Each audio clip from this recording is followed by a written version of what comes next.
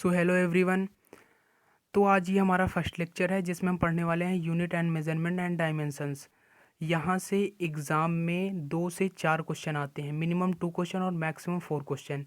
और प्रत्येक प्रश्न आप जानते हैं 4 नंबर के होते हैं, तो यहाँ से आपका 8 से 12 नंबर के हो सकते हैं या 16 भी हो सकते हैं। तो इसलिए ये आप स्वयं ही जान जाइए कि ये जो है एग्ज़ाम के पॉइंट ऑफ व्यू से कितना इम्पोर्टेंट है। तो चलिए इस लेक्चर को स्टार्ट करते हैं। तो यहाँ पे पहला जो टॉपिक है वो है मूल मात्रक। मूल मात्रक और मूल राशियाँ, ये जो मूल मात्रक होते हैं ये किसी दूसरे भी मात्रक पर निर्भर नहीं करते। मात्रक वही होते हैं जिन से हम किसी भी राशि को मापते हैं उसे हम मात्रक कहते हैं। और राशियाँ जो है मूल राशियाँ कितने 7 मूल राशियाँ होती हैं, 7 मूल मात्रक होते हैं।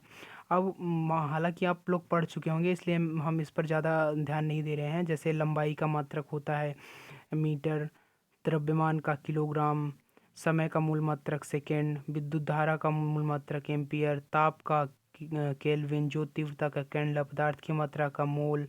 इसके यहाँ पे सिंबल भी हैं। अब यहाँ पे जो है पूरक मात्रक भी होते हैं।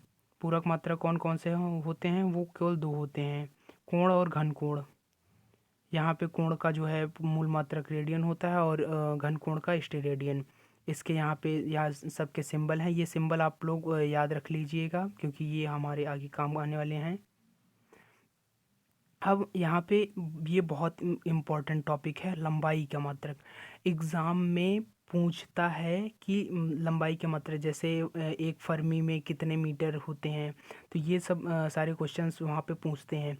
और वैसे भी जब भी आपको डायमेंशंस निकालना होगा, मतलब विमाएँ, तो वहाँ भी आपको जो है ये यहाँ पे जैसे है, यहाँ मिली है, यहाँ पे माइक्रो है, इन सब की ज़रूरत वहाँ पे पड़ेगी। तो इसलिए लेक्चर ख़त्म होने के बाद आप इन सभी जो है मात्रक को कॉपी में लिख कर इसको याद करने की कोशिश करिएगा। तो चलिए आगे बढ़ते हैं। तो यहाँ पे जैसे लिखा है कि 1 सेंटीमीटर में 10⁻⁻² मीटर होता है, 1 मिलीमीटर में 10⁻³ मीटर होता है। अब यहाँ पे एक चीज़ ध्यान दीजिएगा, जो सी है, सी का मतलब सेंटी होता है। आपको जब लंबाई का मात्रक दिखे मतलब मीटर, तो जहाँ भी सी हो वहाँ पे 10⁻² आपको रखना है। जैसे यहाँ 1 सेंटीमीटर था तो यहाँ पे हमने 10⁻² रख दिया। तो ये और जो एम है उसे एम ही रहने दीजिएगा, उसको बदलिएगा नहीं। तो ये 1 centimetre is equal to 10⁻² metre. अब यहाँ पे सेकंड आते हैं 1 मिलीमीटर, यहाँ पे एम है, तो यहाँ पे एम का मतलब हमने यहाँ पे मिली को यहाँ 10⁻² हमने लिख दिया, और यहाँ पे जो दूसरा एम था उसको हमने एज इट इज़ रहने दिया। अब यहाँ पे माइक्रो है, माइक्रो का मतलब 10⁻⁶ होता है। तो यहाँ पे हमने 1 माइक्रो मीटर को 10⁻⁶ मीटर लिखा, क्योंकि माइक्रो का मतलब होता है 10⁻⁶। तो यहाँ पे और एम का जो था उसे एज इट इज़ ऐसे रहने दिया। अब यहाँ पे ये जो आपके पांचों हैं ये बहुत इम्पॉर्टेंट है। एक मिनट, यहाँ पे ये जो पांचों हैं ये बहुत इंपॉर्टेंट है। जैसे 1 एंगस्ट्राम, ये अधिकतर पूछता है 1 एंगस्ट्राम में कितने मीटर होते हैं, तो 10⁻⁻10 मीटर होते हैं, ये आप हमेशा याद रखिएगा। सेकंड है 1 नैनोमीटर, 1 नैनोमीटर में 10⁻⁹ मीटर होते हैं। फर्मी 1 फर्मी, ये भी इम्पोर्टेंट है। 1 फर्मी में 10⁻⁻15 मीटर होते हैं। और 1 पारसेक ये भी इम्पोर्टेंट है क्योंकि ये एग्ज़ाम में आया है। एक प्रकाश वर्ष 9.46 गुणा 10⁻⁻15 मीटर। और ये भी प्रश्न आया है कि प्रकाश वर्ष किसका मात्रक है। तो आप ये हमेशा याद रखिए कि जो प्रकाश वर्ष है वो लंबाई का मात्रक है, लंबाई का वो मात्रक है।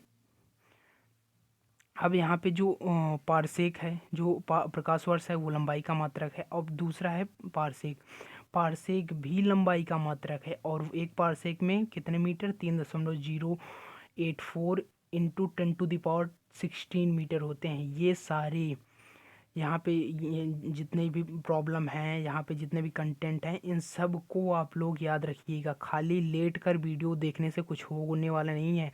यदि आप पॉलीटेक्निक के स्टूडेंट हैं और पॉलीटेक्निक में प्रवेश लेना चाहते हैं तो आपको यहाँ पे मेहनत करनी पड़ेगी। चलिए नेक्स्ट पेज पर चलते हैं। यहाँ पर अब आता है कभी कभी लीस्ट काउंट। तो लीस्ट काउंट आप समझिए कि कोई भी हम यंत्र ले लेंगे, जैसे यंत्र में हम कोई भी एपरेटस ले सकते हैं।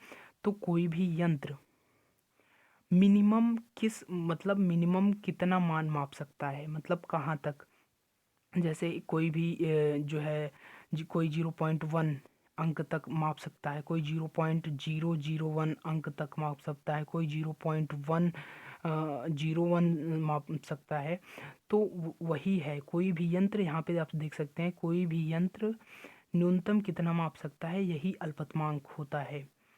अब यहाँ पे ये पूछता है कभी कभी, या आपको याद रखना पड़ता है कि साधारण साधारण पैमाने का मतलब जो हम इस स्केल होती है वो मिनिमम कितना जो है मेज़र कर पाती है। तो आप देखे होंगे, आपने देखा होगा कि एक मिनट, एक मिनट भाई,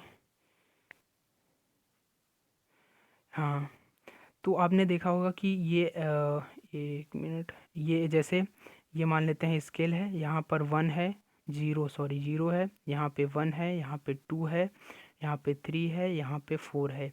तो आपने देखा होगा यहाँ पे एक एक एक एक ऐसे छोटे छोटे बहुत से खाने बने होते हैं। तो यही होता है, मतलब ये 0.1, ये 0.1 स्केल मतलब 0.1 सेंटीमीटर तक ये माप सकता है। अब इसी प्रकार वर्नियर कैलिपर्स देखिए, आप लोग वर्नियर कैलिपर्स नहीं देखे होंगे, कोई बात नहीं। वर्नियर कैलिपर्स भी वो बहुत ही, जैसे कोई भी माइनर जो हमारा तार होता है, वायर होता है बिजली का, उसको नापने में वर्नियर कैलिपर्स का जो है इस्तेमाल किया जाता है।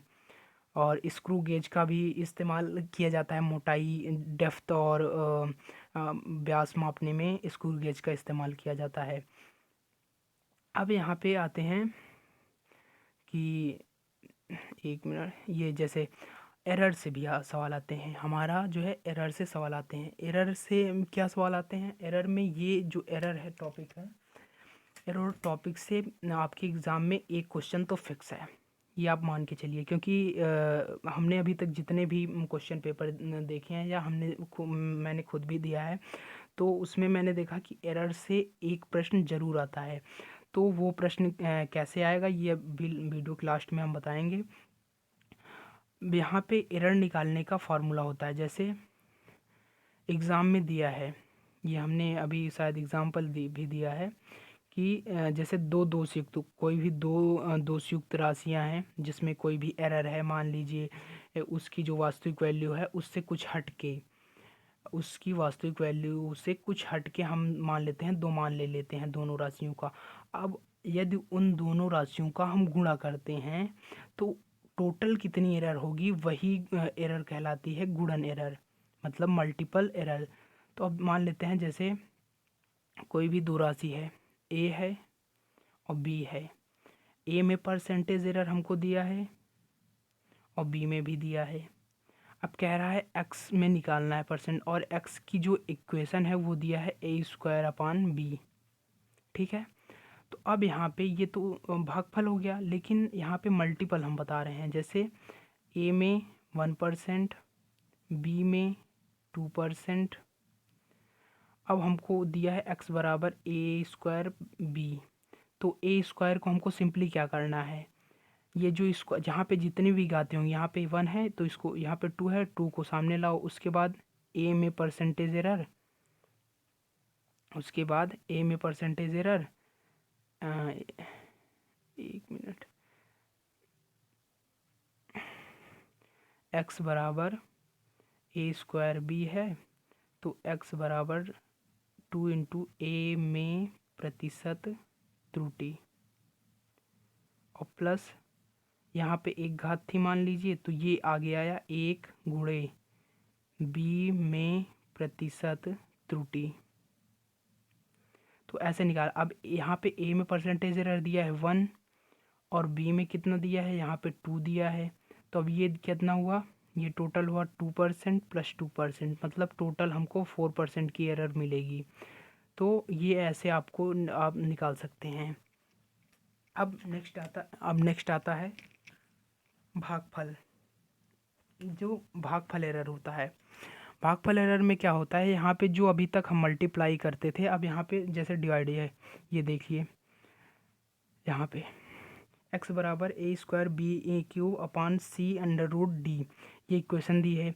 अब इसमें कह दिया है कि ए में कितने परसेंटेज की एरर है, ए में मान लेते हैं लेट 1% की एरर है, बी में 2% की, सी में 3% की, डी में 4% की, हम ऐसे ले लेते हैं। अब तो ए में कितना है, यहाँ से हम इक्वेशन लिख लेते हैं, एक्स बराबर ए square B cube C under root D. अब यहाँ की घात है तो इसमें क्या करना है, इस घात को पहले आगे लाना, मल्टीपल यहाँ पे दोनों में लगेगा, और ये जो डिवाइड है डिवाइड को भी हम प्लस कर देंगे।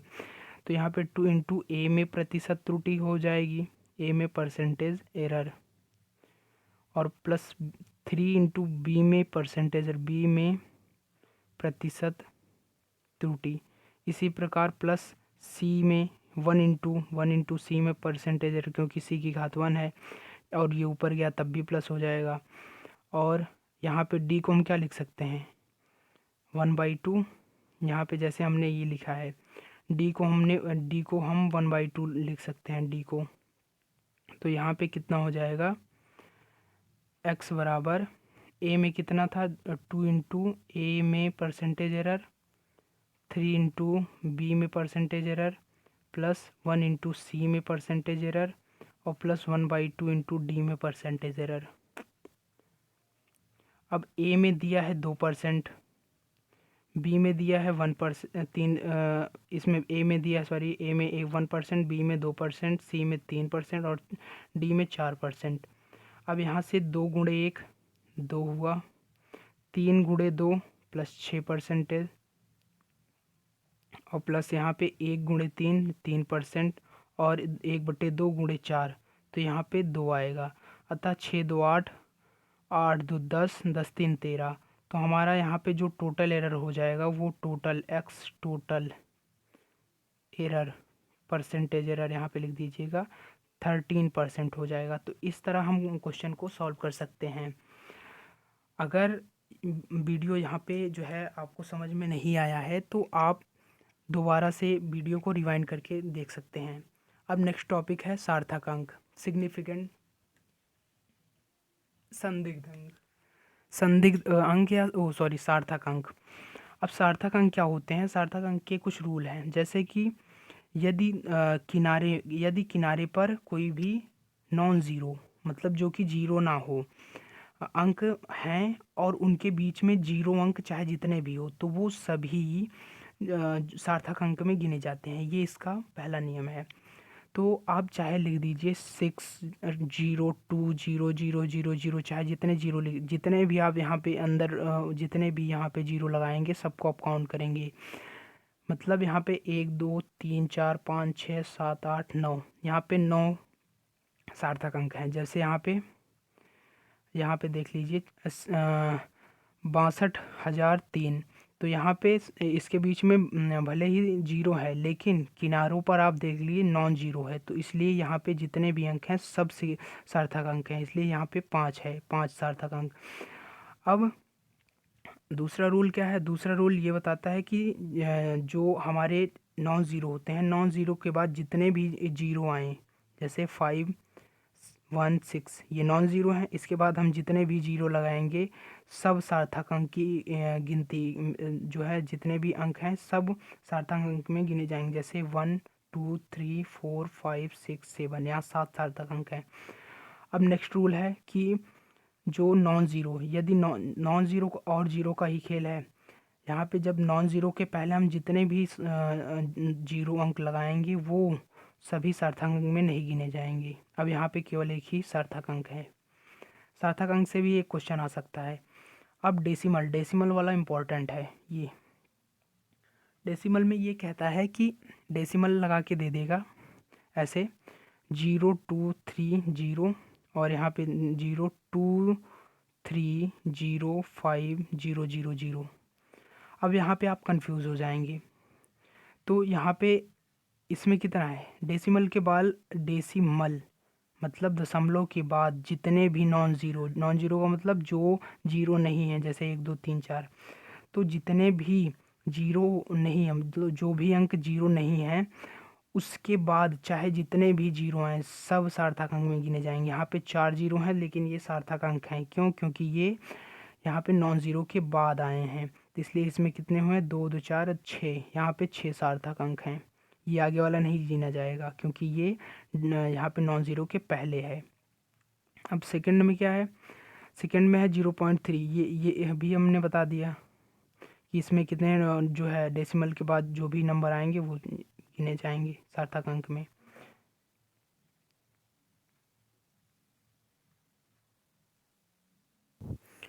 अब यहाँ पे नेक्स्ट टॉपिक है कोटिमान। कोटिमान 10 की पूर्णांक घात के, मतलब किसी भी कोई भी वैल्यू हम दे देंगे उसको 10 की घात के रूप में लिखना ही कोटिमान कहलाता है। कोटिमान, वैसे ही कोटि, 10 की कोटि क्या है, 12 की कोटि क्या है, ऐसे ही कोटि में लिखना, मतलब यहाँ पे उसके घात के रूप में लिखना, यही कोटिमान कहलाता है। अब यहाँ पे रूल, यहाँ पे 3 रूल होते हैं लेकिन हमने उसे कंप्रेस करके 2 ही रूल में। यहाँ पे पहला है कि यदि कोई वैल्यू 3.16 से, जैसे 4.15, तो ये वैल्यू 3.16 से बड़ी है, तो यहाँ पे इसके आगे चाहे 10 की घात 12 होगी, 13 होगी, 14 होगी, उसमें हम 10 की घात 1 जोड़ देंगे, कोटिमान पूछेगा। तो अब इसकी कोटिमान कितनी हुई? 10 की घात 13, क्योंकि 12 पहले थी। अब चूंकि ये 3.16 से बड़ा है तो इसमें 10 की घात 1 जोड़ देंगे, तो ये हो जाएगा 10 की घात 13।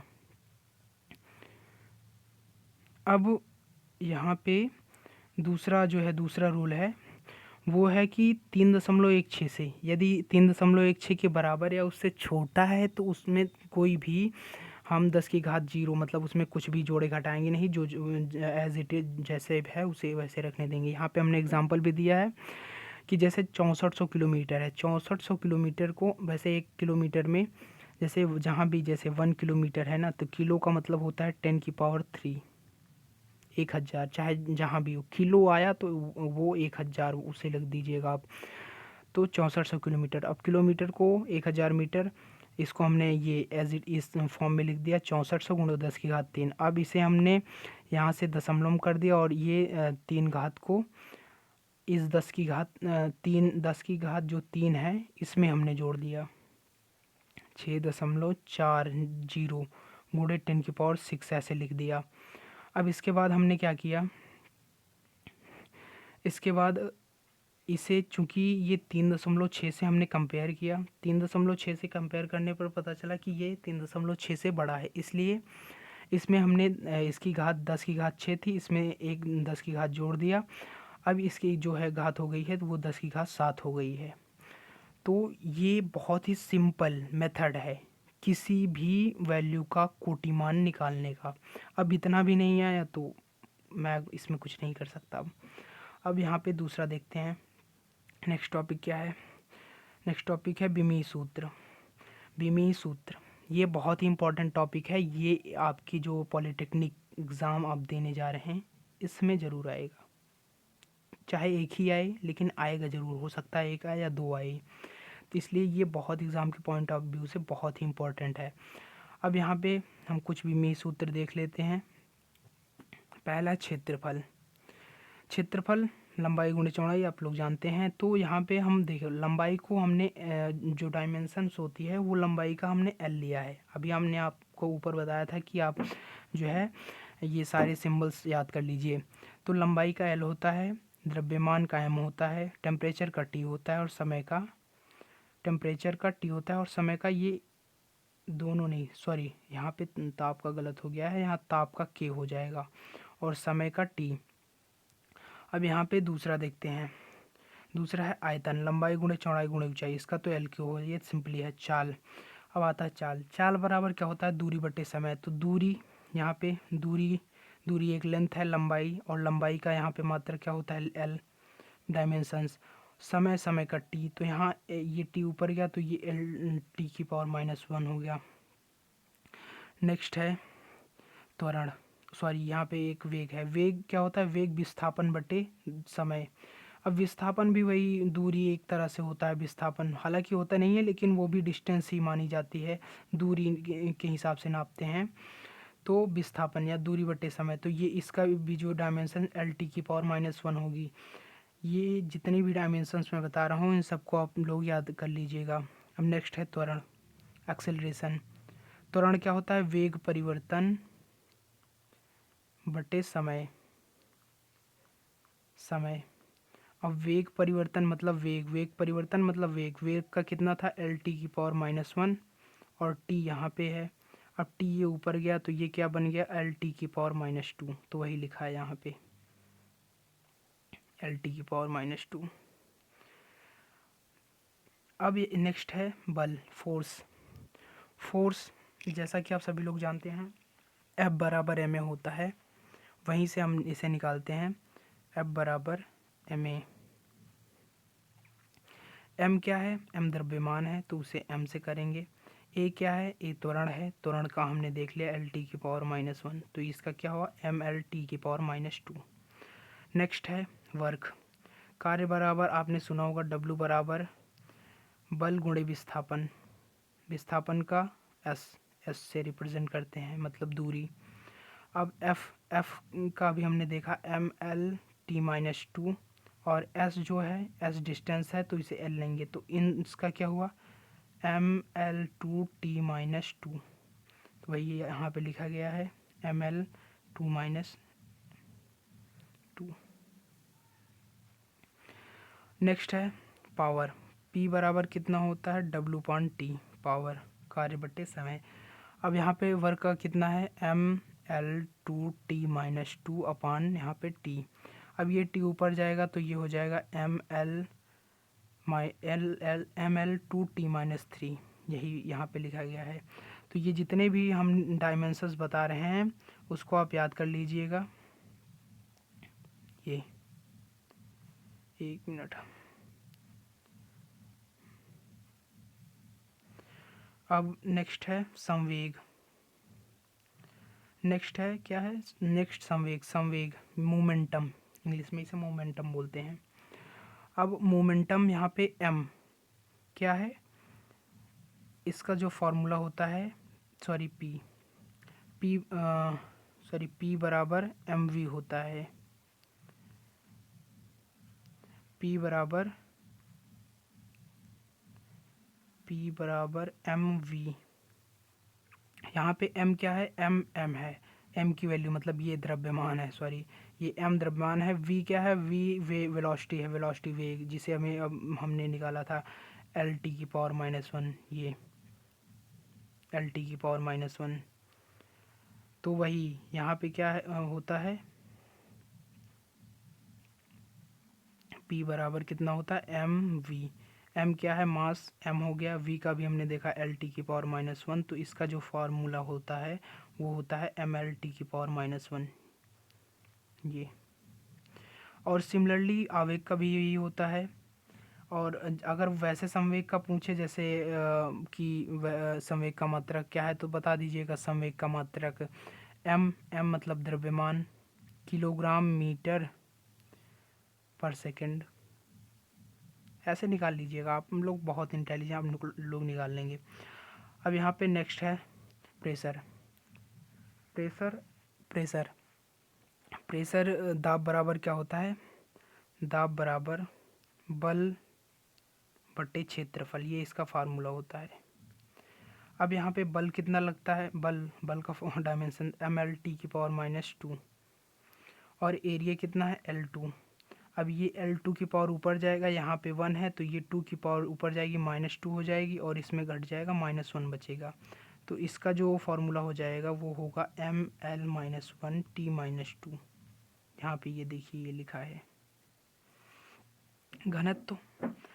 घनत्व जो होता है, घनत्व का फार्मूला होता है रो बराबर m/v, मास अपान वॉल्यूम।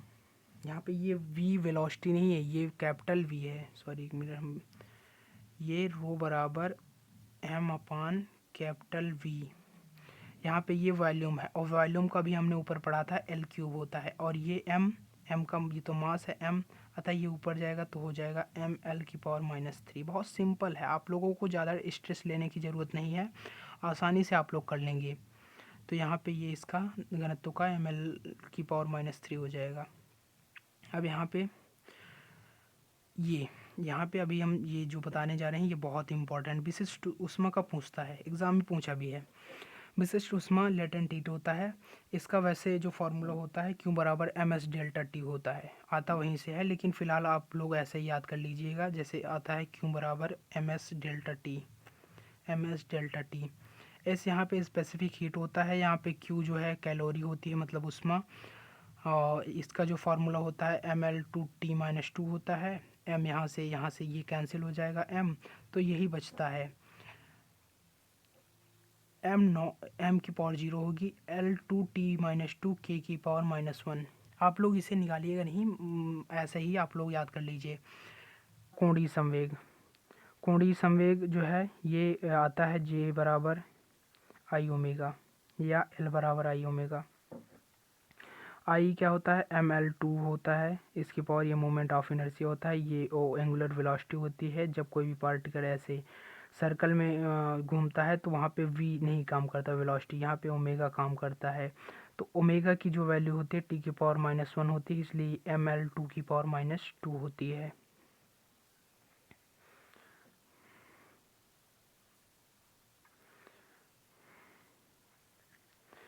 अब यहाँ पे नेक्स्ट है गुप्त ऊष्मा। गुप्त ऊष्मा Q बराबर ml होता है, तो यहाँ से L लेटेंट हीट है, ये क्यों हीट है। ये विशिष्ट ऊष्मा और गुप्त ऊष्मा से यहाँ पे क्वेश्चन फंसते हैं, इसलिए आपको ये दोनों बहुत याद करना है, और इसकी जो है डिटेल थ्योरी हम आपको हीट वाले चैप्टर में करवा देंगे। Q बराबर ml होता है, L लेटेंट हीट है, L बराबर होगा Q/m, m की वैल्यू होती है ml/T-2, और यहाँ पे अपॉन में m से m कैंसिल हो जाएगा, L2T की पावर -2 बचेगा, जो कि यहाँ पे लिखा है। नेक्स्ट है रेजिस्टेंस, प्रतिरोध। इसका फार्मूला होता है R बराबर V/I। यहाँ पे V विभव होता है और I धारा होती है, तो ये आपका बहुत लेंदी हो जाएगा, अभी मैं समझाने लगूंगा, इसलिए आपको इसको सिर्फ याद करना है बस। आप यहाँ पे याद कर लेंगे कि जो रेजिस्टेंस है उसका जो फार्मूला होता है ml2T-3 - 2। अब यहाँ पे नेक्स्ट है विभव का भी आपको फार्मूला याद करना है ml2T-3 - 1। अब जैसे प्रतिरोध है इसको याद कर लीजिएगा 1232। अब यहाँ पे साइन भी याद कर लीजिएगा, ये माइनस में है। अब यहाँ पे 1231, देखिए कितना आसान है, 1232 1231। अब आवेश का तो आप जानते हैं Q बराबर IT से निकाल लेते हैं, बहुत ही आसान है। I यहाँ पे A है और T तो T ही है, यहाँ से आप निकाल सकते हैं। अब नेक्स्ट आते हैं, यहाँ पे कुछ क्वेश्चन हमने दिए हैं, ये शायद रिपीट हो गया है, सॉरी ये रिपीट हो गया है। तो यहाँ दूसरा नेक्स्ट टॉपिक है, जैसे यहाँ पे क्वेश्चन दिया गया है कि यहाँ पे कभी कभी आ जाता है कि यहाँ इसका एक इक्वेशन दे दिए जाएगा, जैसे ये दिया गया है यहाँ पे, ऐसे इक्वेशन दे दिया जाएगा, उसके बाद कहेगा कि A की विमा निकालिए। नेक्स्ट देखिए यहाँ पर एक क्वेश्चन है x बराबर AT + BT स्क्वायर। ये क्वेश्चन आता है डायमेंशन से कि जैसे x जो है दूरी है और t जो है टाइम है, तो a की जो है डायमेंशंस बताओ। तो बहुत ही सिंपल होता है, ज़्यादा टफ नहीं होता है। x जैसे क्या है, x बराबर AT, ठीक है। तो यहाँ पे जैसे x बराबर 80 मतलब हमको इक्वल कर देना है, भले बीच में प्लस हो माइनस हो डिवाइड हो कुछ भी हो। x बराबर 80, x बराबर BT स्क्वायर। तो x क्या है, दूरी है, दूरी की जो है डायमेंशंस L होता है। a की हमको निकालना है, t क्या है, टाइम है।